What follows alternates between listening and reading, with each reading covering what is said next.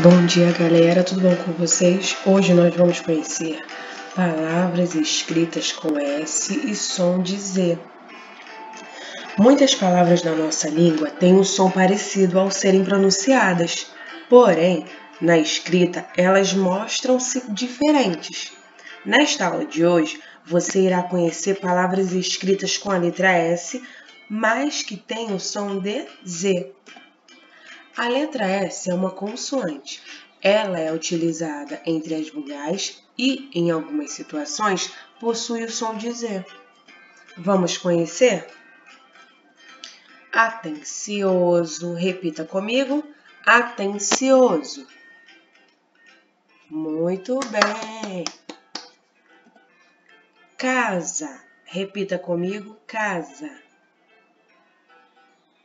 Muito bem. Crise. Repita comigo. Crise. Muito bem. Tesouro. Repita comigo. Tesouro. Muito bem.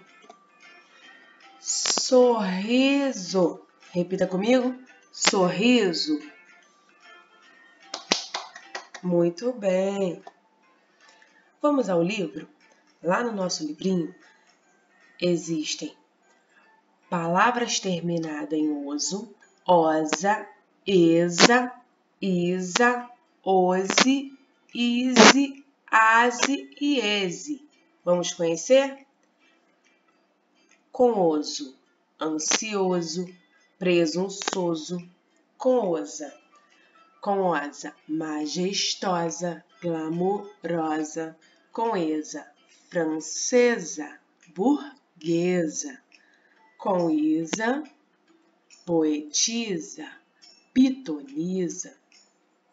Com ose, ou ose, escoliose, lactose.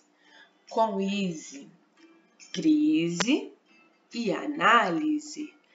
Com ase, frase e quase. E com ese, ou ese, catequese e hipótese. E em palavras terminadas em isar, vamos conhecer? Análise, temos o analisar. Aviso, temos o avisar. Improviso, temos o improvisar. Liso, temos o alisar. Pesquisa, temos o pesquisar. E piso, temos o pisar. Vou deixar com vocês as atividades da página 34, 35, 36, 37, 38 e 39. Boa aula, galera. Está muito fácil, mas lembre-se que a tia Dani está sempre aqui para ajudar. Beijo!